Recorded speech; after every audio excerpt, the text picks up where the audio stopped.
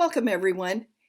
Thank you for joining the Iowa Farmers Market Association board today as we offer our annual workshop to you as a virtual experience. This is Donna, and we hope you benefit from the 4 workshop sessions. Please submit any questions that you have to our website, iowafarmersmarkets.org. That's iafarmersmarkets.org, or to Marie Boyd. Her email is marie@healthyharvestni.com. Grab a cup of coffee, sit back, and get ready to prepare for market season 2021. I'm Bob Shepard with the Washington Farmers Market. I'm one of the charter members of the Iowa Farmers Market Association, and it started because we were trying to extend information to all the markets and to make all the markets in the state the best they can be. One of the ways we do that is with special events. It's a tool, and if you use it judiciously, it can be a very good tool for the farmers market to raise it to a higher level. They help make your market a must-attend event for the vendors and for the customers both. And that's the way we want to look at what we do. There's small events and there's large events. The small ones can be just as effective, and they're simpler and easier to do. The use of timely and appropriate special events advance the aura of the market in the activities, and they enhance the customer enjoyment and participation. They build the loyalty of the vendors themselves. So that's what we want to do. The goal should be the promotion of local produce or local product as it's available, enlarging the pool of customers and vendors, and building and maintaining that loyal customer and vendor base. All the while, we're trying to maintain the base, the core values of the farmers markets and what the farmers markets are about. We want to keep the events thematic to the farmers market. I'm going to quote here. This is a quote from Lynn Bagley, who is the director of the Golden State Farmers Market Association. That was actually in the new farmers market book, and I use it frequently. Events can hurt sales if they draw people who are not coming to buy. Events should promote the farmers market concept, which is to reestablish communication between rural and urban culture. Lots of people are looking for their rural roots again. And that's an excellent statement. It's one to keep in the back of your mind always. We have presenters this evening or today, and the first presenter I'm going to call on is Jennifer from the Muscatine Area Farmers Market. I'll let her introduce herself, but they have developed over a period of years social events that span the entire market season. They're timely planned events, and they show their close connections to the community, to the partnering and the sponsoring within the community, and her use of the pre-market Facebook Live is also a constant special event for every market. Jennifer, please. Thank you, Bob. Thank you for inviting me to attend this. So I am the manager of the Muscatine Area Farmers Market, and I've been the manager there for about 9 years. And I work with a great team to help plan events and brainstorm new ideas, but I also shamelessly borrow from other markets. I follow several markets on Facebook to see what they're doing, and that, I think, is a really important piece of advice. We're all on the same team, so don't hesitate to steal their ideas or even reach out to their management team and find out what works for them. So Bob asked me to talk about some of our events, and the first thing I'm going to mention is the use of the Facebook Live video, because I honestly wasn't even going to mention that until Bob said, make sure you mention that. So every morning before the market, so our market begins around 7:30, and I walk through the market around 7 a.m. Some vendors are still setting up, and I just visit with the vendors. I show what they've got. I ask them if they have anything new, and I just give them a chance to talk about what they have and who they are. And the great thing about that, I think, is it makes our customers who watch, they get a sense of familiarity. They get to know our vendors and what they, you know, what their personalities are like. It makes them feel like a part of it. And that has been a really successful market tool for us, because every week I have customers that are coming up to my vendors saying, hey, I saw this on the video this morning. I came down here just to purchase that. So I have found that to be super useful. So I've got a list of some of the events that we do every year, or, have done in the past, and I'll just run through them and tell you a little bit about them.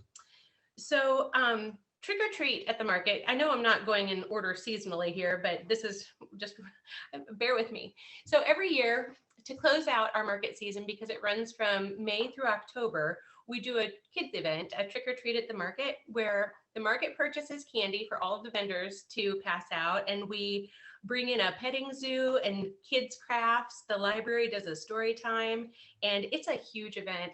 It's our last market of the season, but it's always our biggest market of the season too. We do a kids day at the market with puppet shows, lots of arts and crafts.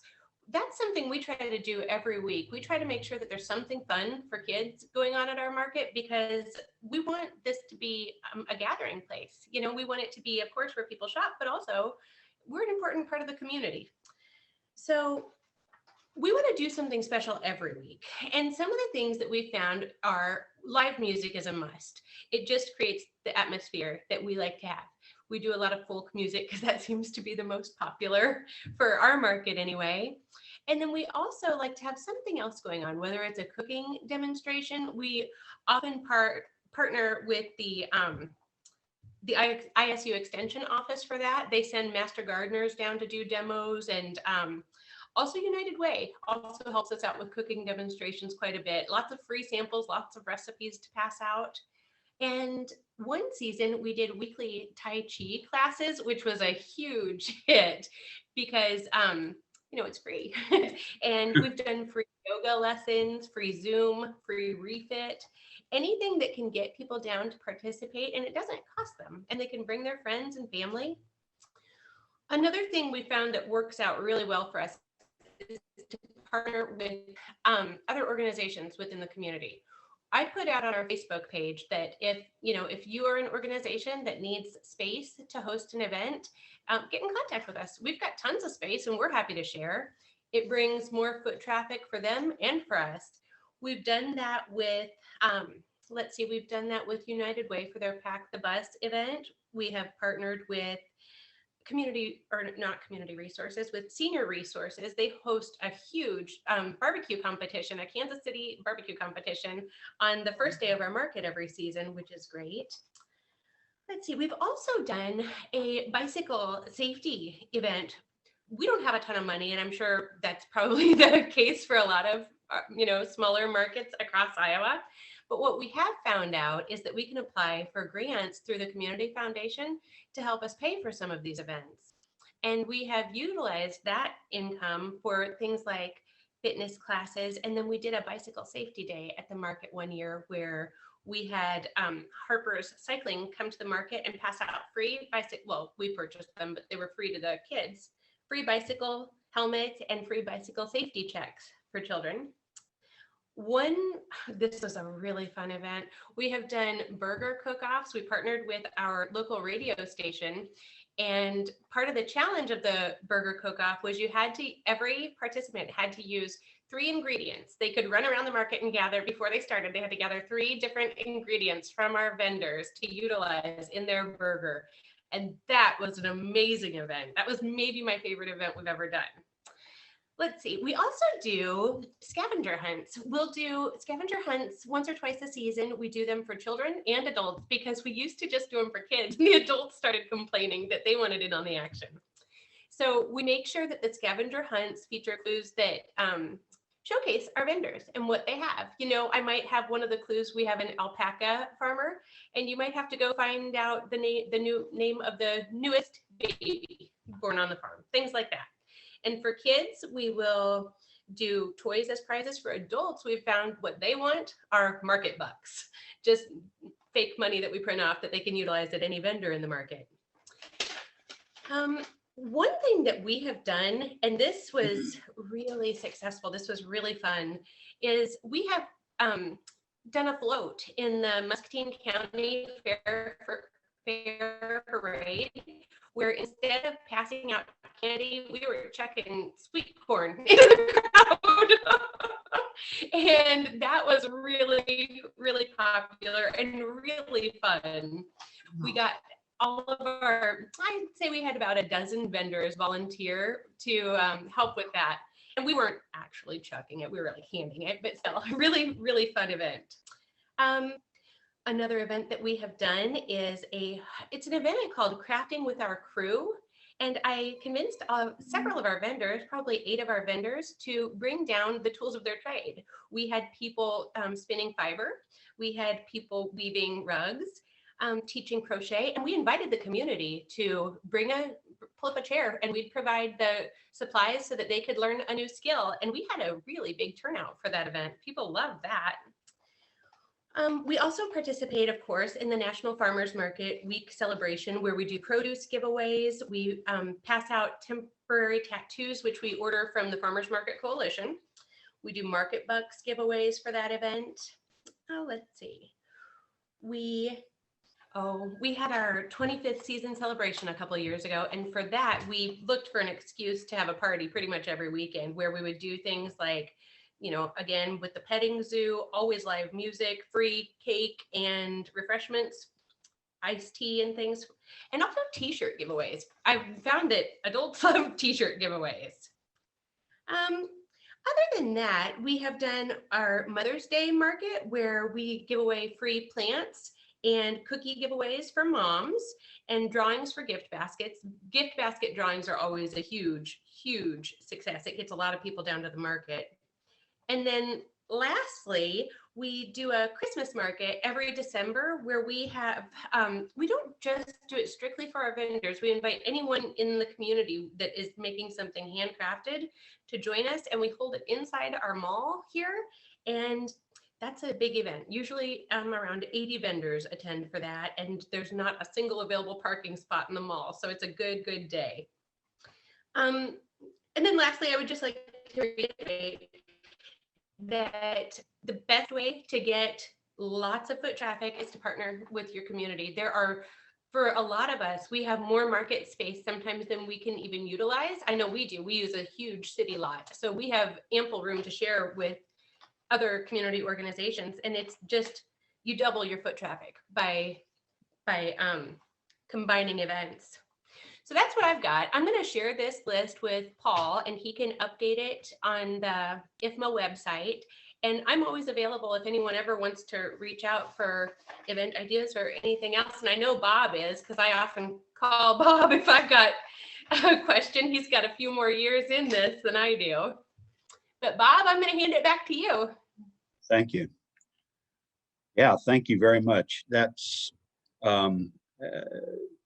Jennifer's one of our rising young stars, and that's really done great work over at Muscatine. She's turned that into a phenomenal market. Next, I'd like to ask Brigham Hoig with the Produce in the Park at Atlantic. And I asked her because she's done a great job using special events to extend the season. Their harvest market that she's going to talk about is something that we constantly get phone calls to contact bakers and contact producers and everything else before Thanksgiving, and different areas as well. And she's come up with a phenomenal way of meeting that. And to be quite honest, I've had a hard time trying to figure out how to put it together, and hopefully she'll give us some insight into that. Go ahead. Okay. Thank you. Great. Well, thanks, Bob. It was fun to hear from Jennifer. I was taking a bunch of notes. I got a whole bunch of exciting ideas. So yeah, thanks for inviting me here. We were honored to be asked. I'm going to try to share my screen here. Oh, whoops. Is that all right? Okay, I'm going to give it one more shot. It says host has Josh says it's okay. Host disabled participant screen sharing. Give me 1 second here. It's not the biggest deal. If we don't have it, I can talk without the PowerPoint. All right, try that one. Okay. Yes, perfect. Okay. Now let's see. Do you see my screen? Yes. Okay, great. Okay, thanks. So I said I'm from Produce in the Park in Atlantic, Iowa. And today I'm going to be talking a little bit about our off-season markets, which we have ended up tying to holidays. So our traditional season is June through the end of September. And during the summer, we're Thursday evenings in the park. And now we're growing well beyond that. So Bob mentioned Harvest Market, and I'm going to talk about 3 new markets we've started in the pandemic as well. So Harvest Market was the original, and to be fair to those who came before me, this was not my original idea, but it works so well. So a Harvest Market, you can see we've labeled it local food and crafts. It's always the Monday before Thanksgiving, and we have really said, hey, food for the holiday meal and then gifts for the holiday season. So just get a jump on everybody who's going to be shopping for Christmas. The nice thing about that time frame is people still have a lot of, winter squash and whatnot. And for folks with greenhouses, there's quite a bit of produce that we still have available. Even before the pandemic, we saw customers have an interest in pre-orders. And I mention this because if you're planning for a holiday meal, you kind of want to know what you're going to have, right? So, okay, if I'm going to go pick up meat or whatnot, then I can plan to get it at the market on Monday, but I don't want to be waking up Tuesday morning feeling like I don't know what I'm going to have, especially if I'm working Tuesday, Wednesday. So I would just say that the pre-order option was something that vendors and customers were already putting together before we even inserted ourselves. Considerations for off-season markets, especially for those who are just primarily during the summer, is building rental might be something. So we end up renting our community building in Atlantic. It's beautiful. And I will say we saved half the cost by just asking for a nonprofit discount. So I'd always encourage not markets to ask for something like that. The hard thing is the Monday before Thanksgiving, I'm going to be transparent. When the weather's great, the market is great. And when the weather's not that great, you lose out on a few folks. So that is just something to, be prepared for when you're never used to snow removal or any plans like that. When we do our Harvest Market for Thanksgiving, we actually broaden our marketing reach. So we go beyond the radio stations that are closest to us and go a little bit wider. We do extended hours. I think we've done 4 to 7 p.m. so that people can get there, in the daylight. That's going to be darker this time, and people can come after work as well. I should note before I move on from Harvest Market, the funding for Harvest Market, we've typically asked like our Community Promotion Commission, but this year we are moving into recruiting sponsors for our off-season markets as well. During the summer, we always have a sponsor for every month. We thank them in all of our advertising, but we also invite them on site, like Jennifer was talking about. We have done a market host and asked the sponsor to just put on a name tag that says host and walk around and greet people. We find that really builds relationships and also makes the sponsor feel like they've really connected with the community. We also ask, of course, if sponsor wants to do handouts. So you can't see it in here, but in Harvest Market, we had some handouts from Shift ATL, a local nonprofit that was sponsoring our online shopping section. So we have been roping our sponsors, and we'll continue to do that more officially going forward. In 2020, we did a new Christmas pop-up market. And to be fully honest with you, I did it because I felt guilty because Harvest Market sales weren't that great this year. Because if you remember the time frame, Reynolds, shut down indoor stuff just like a week before Thanksgiving. So it was right before our market. We had kind of encouraged people that way anyway, but it was still, nobody was in the spirit type of thing. So anyway, I felt guilty about that and thought, how can we make this up to vendors? So I'm thinking, hey, if we do pre-order only, that's super low cost. So we did this market, no budget, actually this year. We had no sponsor, nothing was planned, but the community center just said, if people are only going to drive through pickup and you're not going to use the space, you can use the foyer for free. So that was great. So Christmas market, you can see on here, we did pickup, December 21st. So it was a little bit before, again, a little bit before the holiday. I would recommend in the future, if you do Christmas, maybe go a couple days closer for fresh baked goods. And really what this market taught me is, hey, if people are shopping and they're eating for really any purpose, it might as well be at our markets. We've got something, no matter what time of year it is. The pre-order only was also super easy for our vendors. You know, they don't have to plan ahead a ton because I'm only going to make as many pies as people bake. I will caution, the pre-order deadline is probably the most challenging piece of these markets. You can see here, I actually did an extension on the deadline for pre-order for Christmas, and I showed that to you intentionally. I wasn't planning that. It was just that we got till the end and people said, oh, I didn't realize it's going to close. Okay, ask the vendors, can we do another day? So obviously as close as you can to the market is great if you're going to shut down pre-orders. Really, it's our baked goods vendors that needed the most time. But advertising the difference between the deadline and the market itself was a critical thing for us. A number of people told us they didn't understand the difference on the first online market we did.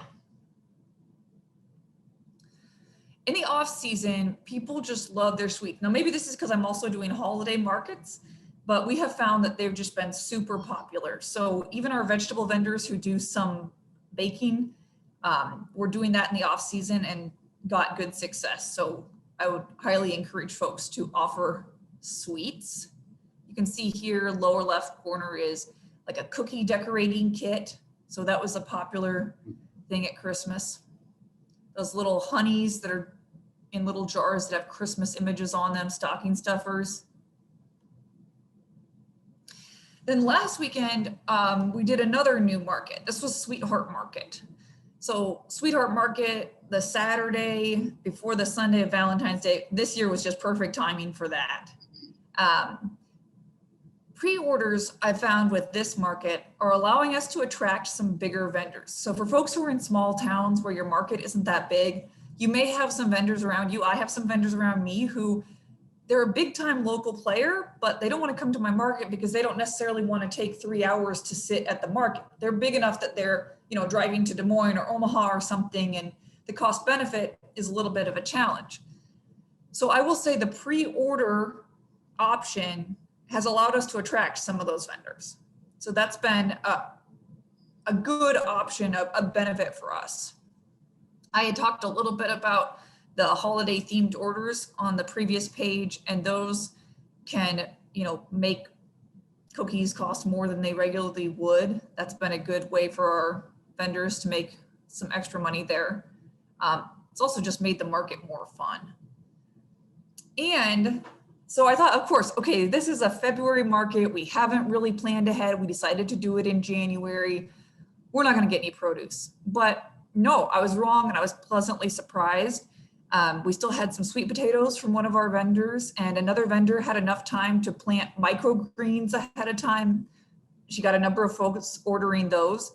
And my produce vendors also said, hey, you know, if we plan ahead for February next year when we're in planting growing season, then I can offer more during this time of year as well. So that was what I think made me most excited about the possibility of continuing these markets. At first I was thinking, oh, this is like a pandemic Band-Aid, you know, we'll just offer a little bit of extra something fun while people don't have anything to do. But the fact that we've still been able to have produce and people have been really thankful about that, I'm like, hey, we can get better at making this happen every year throughout the year. So I had mentioned, oh, whoops, let me get this thing down. I had mentioned some special products to also highlight the season. So this one, Sweetheart Market highlighted more what we're calling market meal kits than we had in the past. We're really playing off, you know, those pre-order things like, I can't remember what they're called even, you know, but they're like, let me just send you all the fresh ingredients to your house and you make the food. Those are tempting, but for people like me who want to eat local, I'm like, well, but I want to get local food. So these market meal kits have been solving that customer issue. And actually right now, I can smell the crock pot sweet potato plus lamb shepherd's pie in the kitchen because I got that one and we're cooking it today. It smells delicious. But we did Emily always does a date night thing during the summer. So she did a special Valentine's Day date night. I was really excited to see vendors collaborating. So the barbecue brisket and maple sweet potatoes was a 3-vendor collaboration. Brisket from one farm, sweet potatoes from another, and the third offers maple syrup, and that's in the recipe as well. So they came together to offer these, and I think this was, a way to make eating well and eating local accessible. I'm going to try to get back to where I can see y'all. I hope we continue to do these during the summer. All right, so that's kind of what I had for my off-season markets. Bob, are there any other questions that you had or anything else you want me to elaborate on? No, I think the difficulties that most of us are struggling with is the timing, the weather, where to hold it that would be best. The pandemic has kind of thrown a clank area into it as well, but boy, you got some great ideas. I really appreciate them. They're great. Great, you're welcome. Thanks. Okay, a third presenter that we had planned on having is a very busy man. You got to call and make an appointment to make a call. So I know he's busy, and it's Jeff Snow, but I'd like to give you an idea of what he had in mind. He's the director of events and programming for the 712 initiative, Farmers Market Council Bluffs. And what he came up with was a way of possibly bringing in the 20 to 40-year-old group that's sometimes difficult to get to the market the first time. He has once a month, he's partnering with the local communities, the wellness community, in other words, the exercise groups, the spin groups, the yoga groups and such. Each month, they get a chance to demonstrate and teach, and he's tied it together with the local owners of businesses and so forth to show they will teach those people. And it's fun. Everybody gets to see the people that are, the owners of these businesses and things like that up there learning how to do these different exercises. And he feels that it's a way to cross that threshold for the young 20 to 40-year-olds that are looking for the green consumer, the fresh local grown markets and that, because he says once they get there, they realize that this is a phenomenal place to get their hands on really top-notch fresh produce. So that's what I wanted him to talk about, how they put it together. It's a good partnering. It partners local businesses. It partners retail owners, workers, everything else, along with all the people that are there as well. And it gives them a chance to see the different types of exercise, and exercise is a big thing right now. Everybody's more conscious of it. I think probably because of COVID, trying to increase their immune system and so forth. So anyway, that was what I wanted from him, and hopefully we'll have a way to get a hold of him and get some information from him afterwards by tapping into the information contacts that we have for him.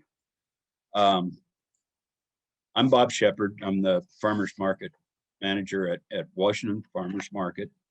Been doing this for a long time, and when we first started out doing special events, I felt it was great if I did 1 or 2 a year, and I tried to increase it by 1 every year until I was doing 1 per month. And that was when I thought everything, all the special events had to be these big, huge, almost county fair style special events. Over the time, I've understood that sometimes the best special events are the ones that are the simplest and the easiest to do. The main thing to remember when you're doing special events is something that I learned years ago when I was taking some some courses at the university, and it says if at the core that advertisement, that whatever is not selling something, it's failing. So you need to make sure that what you're doing is aimed at the produce, the whatever that you have there at the market. A good event is inclusive at all levels. It's hard to have a good event that targets just a small portion of the people that come to your market. You want to include the vendors, the customers, all your volunteers, all your helpers, partners, supporters, everything you can. The more you include in your special events, the more you have coming to your market, the more that good feeling. We push at our farmers market that it's a local social event that is home style, that's coming down and see your neighbors and have a good time and whatever. And we're selling a lot of produce and a lot of goods. So what you want it to be timely. What's a timely event? A strawberry day. The first strawberries are always a huge event. And so you just use that as the theme for the market. You don't have to have anything special for it, because I guarantee you the strawberries themselves are an event. The same can be said for sweet corn. My gosh, Iowa sweet corn is, anybody that tries it, they know that it's some of the best sweet corn in the world. And it's an event. It's an event in itself. So you push sweet corn's coming. You make it almost a contest between the growers, but also a contest over seeing who knows when the first sweet corn's going to be there. One of the other areas that seems to be a big draw for the market is the tomato season. During the height of the tomato season, you get a glut of tomatoes. How do you handle a glut of tomatoes? Over the years, and I think because of farmers markets, there's been a change in the way people look at tomatoes. It used to be, here's the tomato, take it or leave it. Now today, the customer, the grower, everybody's palate has become more refined, and everybody's looking for different types of tomatoes. One of the best special events you can do when we're into the swing of good tomatoes is to have a tomato day. You get as many growers as possible to be a part of it. I've got a grower that grows 50 different kinds of tomatoes, and you have the samples of the different styles. And believe me, every tomato tastes different. It's got a different texture. It's got a different flavor. It's a good event. People really like it. And like I said, people's palates have become changed enough that now you're seeing at the yearly, the big markets, the Hy-Vees, the fairways and so forth, sections that they say, this is this type of tomato, this is this type of tomato, this is that type of tomato. And it's because suddenly the customers are asking, where's this? Can you get black crim? Can you get, what have you? And you're teaching your customers to even further expand their palate. So that's a good one. That's simple, that's easy. And it could be just a case where you just have signs, put up a sign, try this, and then let your vendor carry the ball. Let them say, look at this, because let's face it, your best vendors are the ones that tell a story when you go up there. That was something that one of our presenters told us last year. You're telling a story. You tell a story when you say, try this tomato, try this tomato. This one will really trip your trigger. You like acidic, you like sweet, you like whatever. And let them tell the story. While they're doing it, they're selling themselves, they're selling the market. It just expands us.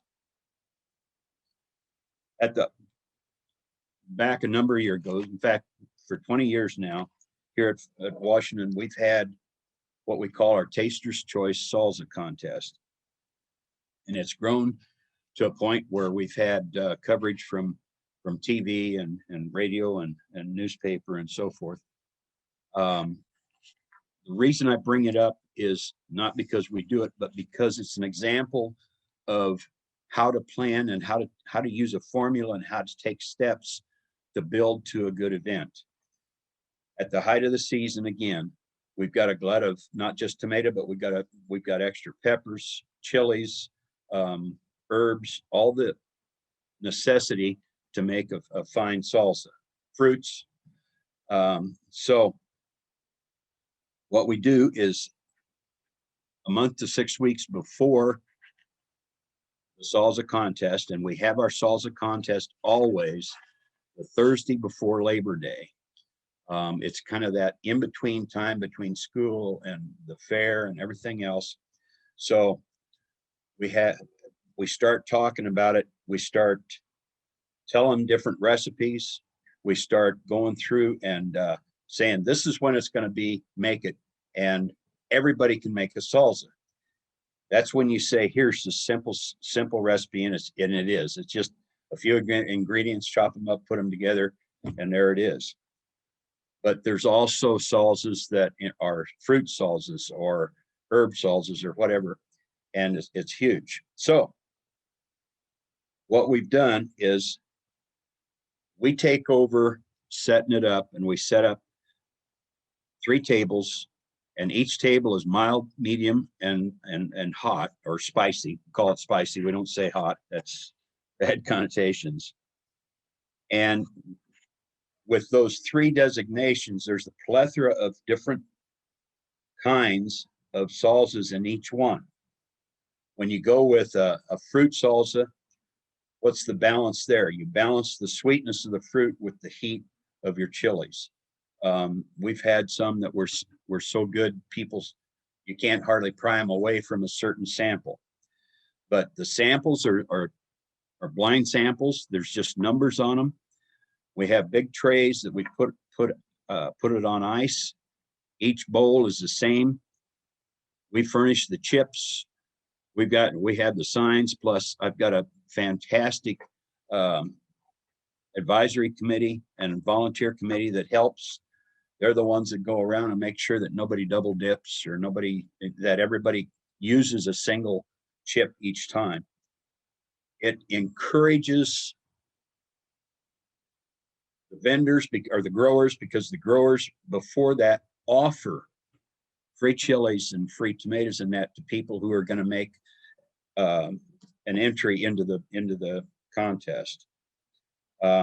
It brings in the people who, what should I say, they're the ones that know they're darn good cooks, but nobody else knows it. Here's a chance to prove it. We end up from 16 to 30 some entries every year, and there's never been an entry that didn't get a handful of votes. Everybody's palate's different. Everybody's going around and tasting. They commensurate. They argue. They talk about, oh, this is good. Oh yeah, but try this and everything else. It's a huge social event.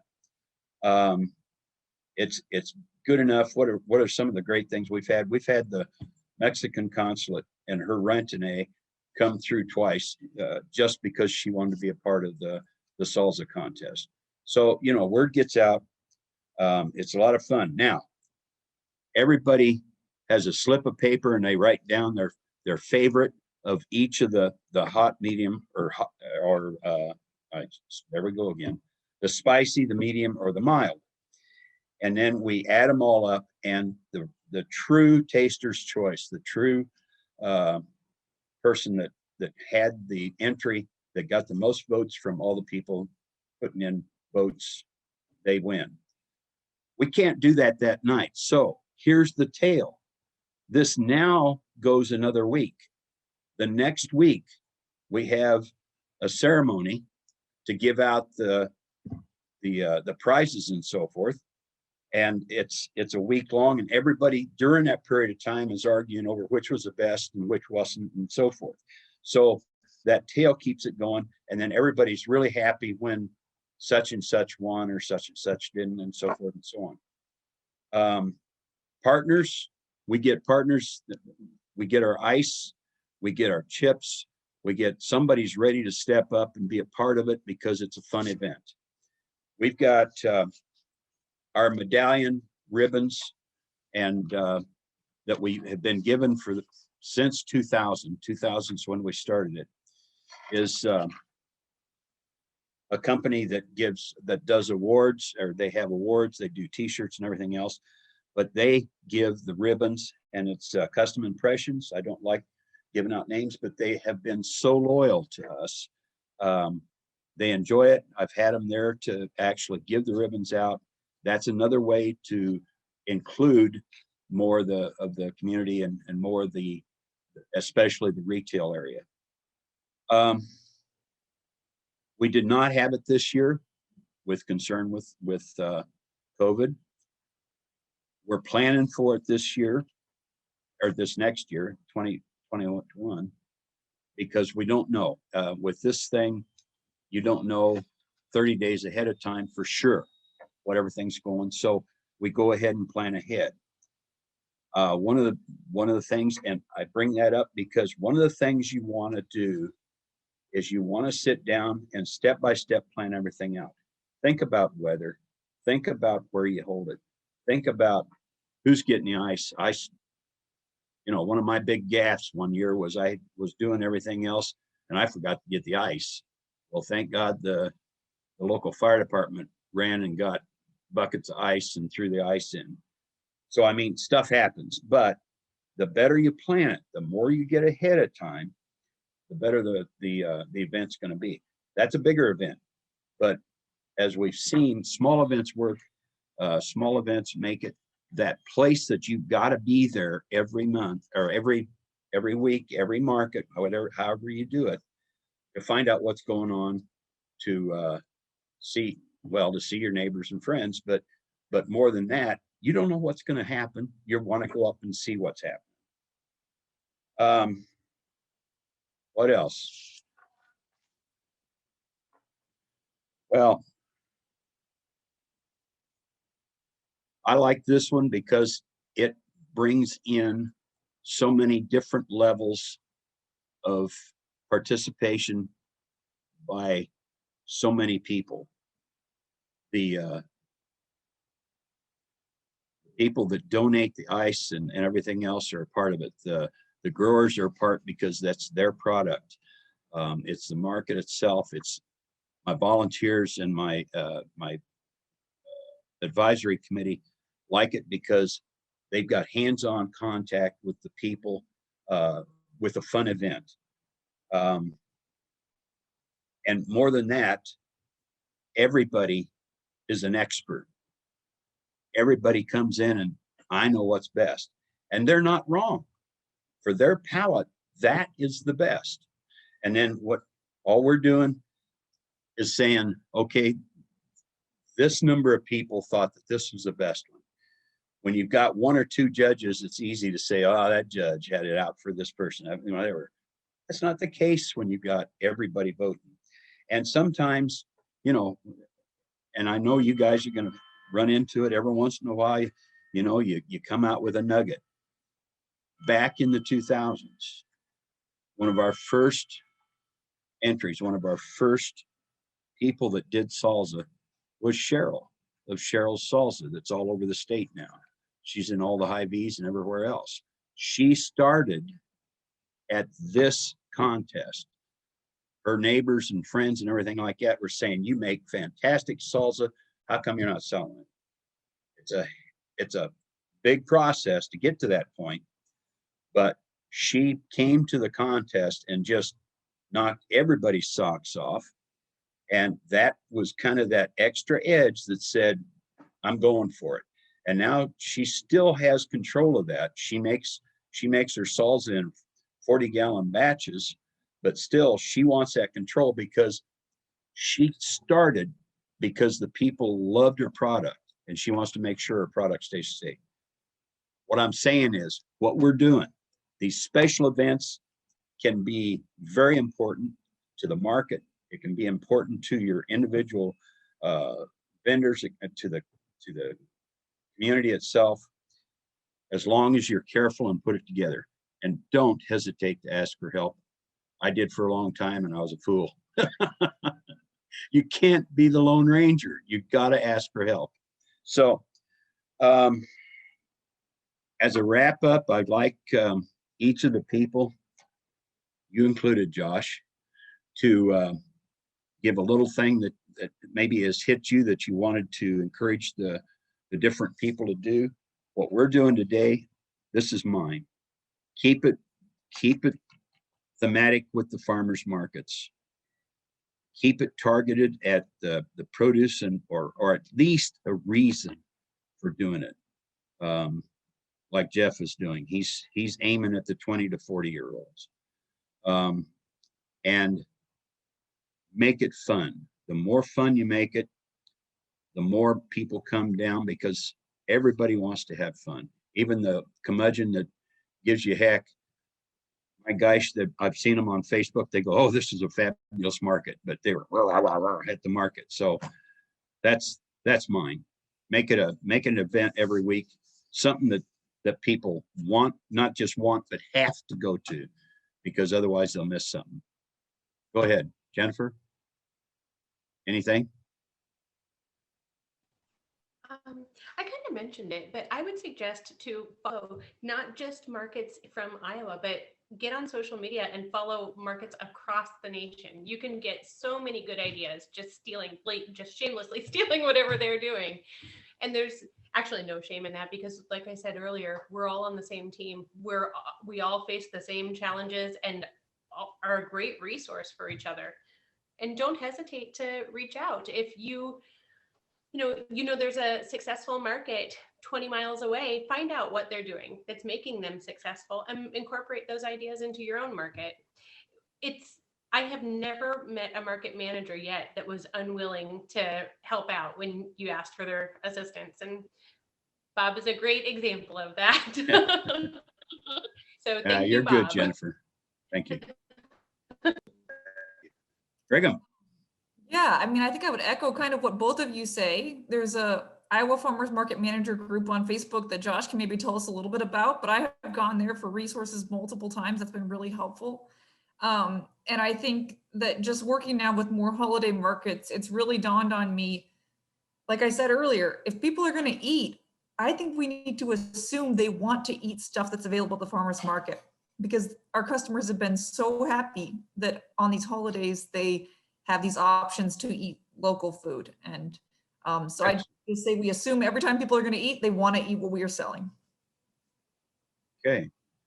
Josh, can you kind of flesh out about the organization a little bit?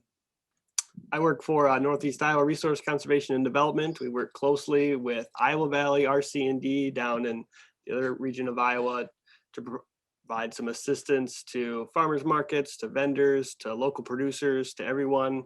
We really kind of want to have a ground up approach and really help people out where they're at and help them kind of grow with them and not tell them what to do. And from there, we created a little Facebook group for one that kind of continues this discussion of collaboration and possibility for people to work together and learn and have ideas and share. And how all three of you have said, finding partnerships and there are people out there that are willing to help you. And there are people out there that are willing to assist with an event. And it never hurts. So I like Bob's analogy there, just don't do it. Don't be the Lone Ranger and just ask for some help. And, a lot of folks really enjoy a farmer's market. And I remember going to one as a kid, many times going as a kid. I just thought you guys all just showed up on the right day and the right time. And comes to find out there's a lot more that goes into it than that. So yeah. The reason I wanted you to bring that up was I think that it's an example of how we're working together, the Iowa Farmers Market Association and your group as well. We're partners. We're always striving to improve and to get out ideas for all the markets, everything from the market that has 3 or 4 people at it to the ones that have streets weeks or blocks long. We're all in it together, and we all have the same problems. They may be different sizes, but everything works together. And I recommend that you keep track of what we do every year at this time, but Normally it's an in-person type deal. That's where I met Vince Corum that did the New Farmers Market. And if you haven't touched the New Farmers Market edition, it's got a plethora of information. Josh, you put out a manual type thing itself that's phenomenal, and tell us about that, because that's excellent. It's just the same. Anytime you can, when you need to go before, we'll say, the local city council, before the county board of supervisors, something like that, to be able to say what you know in your heart is what the farmers market's about, and say, look at this. This is in print. This is a national manual that went out. These people, he's saying what I'm saying. It gives you cred. It gives you a standing, and they'll listen to you a little bit better and give you a little bit more support. And that's what's important. Whether it's, I'm not talking money, I'm talking support. That's just invaluable when it comes from different groups. So anyway, I appreciate it from everybody. And Josh, I think we need to wrap it up. And thank you very much, everybody. Hope to see you again in the future. Contact us. Let us know if you have some questions. I think he's going to put up some information. You can contact us by, I think probably the best is by email or whatever. That's what's best for me, but our phone numbers will be there as well. Thank you. Thank you for attending the Iowa Farmers Market Association virtual conference. Remember, Iowa Farm Bureau sponsored bags that are available to our membership. Please consider becoming a member. For only $20, you can provide safety to your market customers by requesting the new bags for vendors to use. Visit our website for more information. The sessions will be available on our website, so you can refer to them or point someone to them.